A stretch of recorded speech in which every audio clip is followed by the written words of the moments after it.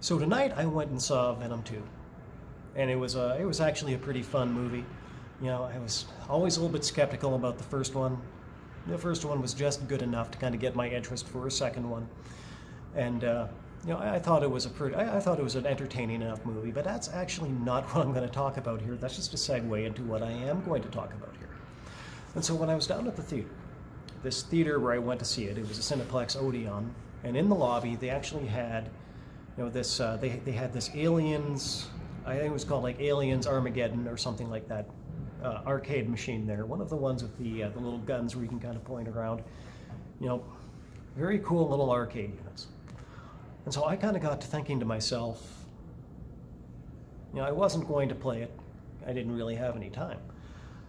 But I got to thinking to myself, I wonder how much it costs to play this game. And so I went over and I checked it out, and basically it was, quote unquote, one coin. I didn't really look at the thing to figure out what that coin was, but I'm guessing that it must have been a toonie. And that really got me thinking to myself. And that was, the question that kind of brought to mind was, what was it that ever happened, to the video arcade? Now, YouTube being what it is, it's actually entirely possible that a lot of people that might actually see this have never really been into a real, honest-to-God video arcade.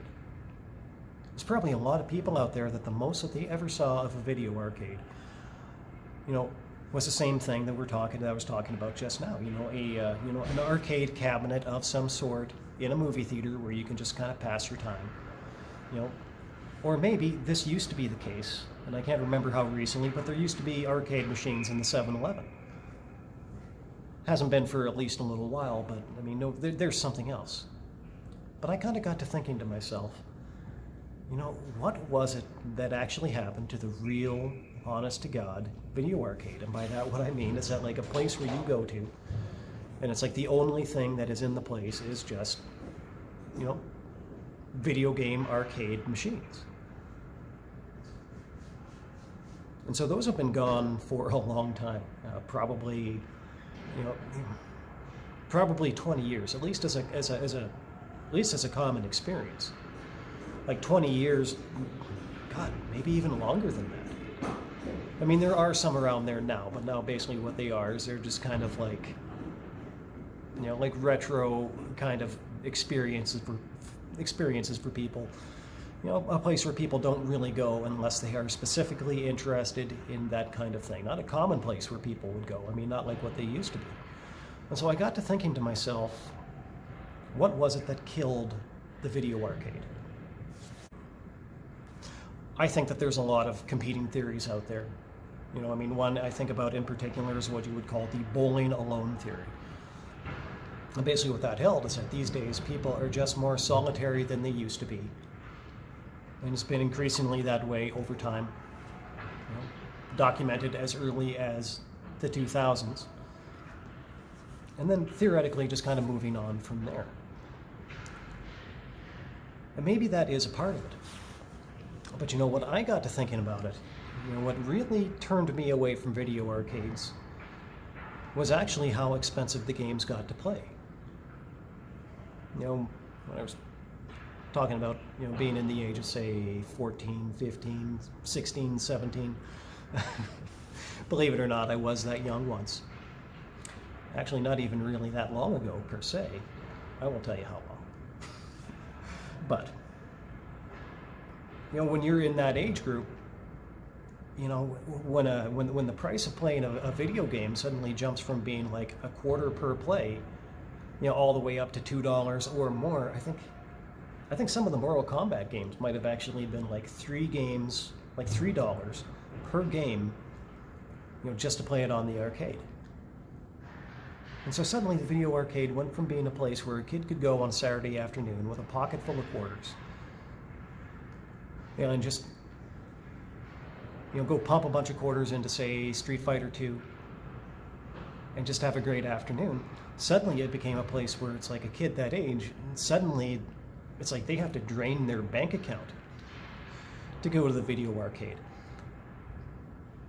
suddenly it becomes a much, much more expensive proposition than it used to be. And so I got to thinking about it, and I was thinking about the first game that I remember, being that age, and looking at the price of that game, the amount of coins that you had to plug into it just to play. And the first game that I looked at and said, holy shit, that's expensive. And I remember when they were a quarter, and that was great. And then some games were 50 cents. That's not such a big deal. 75 cents, still not so bad. $1, okay, well, you're getting into it now. When it got up to about $2, I think that was the point when I started to look at it like, oh, wow. like I'd like to, but I can't very much. And I believe that ironically, if my theory holds true, and it was actually the expense of just playing the games that killed the video arcade, I think that it's actually, you could think of this pretty ironically, but I think it might have been Mortal Kombat 2 that might have been the game that killed the video arcade. And the reason why I say that's ironic, and the reason why I say that's ironic is that with the exception of maybe one or two other games, maybe Street Fighter 2, maybe the 4-player co-op X-Men cabinet, with the exception of maybe those two games, the one arcade game that is maybe more iconic, more so than any other that was ever made, was probably Mortal Kombat 2, at least for people of my generation. I'm not trying to say that the video game arcade died right then and there, because of course it didn't. But I do think that, in terms of the kind of place where you could go to, like, for example, like a place that was, say, just like in a strip mall or something of the like, they were kind of on their way out after that. There were still some really big ones in bigger centers. If you had a really big shopping mall, maybe they had something of the like. But in terms of just, like your neighborhood video arcade, they were pretty much on the way out after that. And I do think that that is kind of, a really sad irony to look back on it and realize that, the best arcade game ever made up until that point was the one that pretty much demolished most of the industry. At least in my recollection. If anybody has any different ideas on that, please do feel free to drop that in the comment section.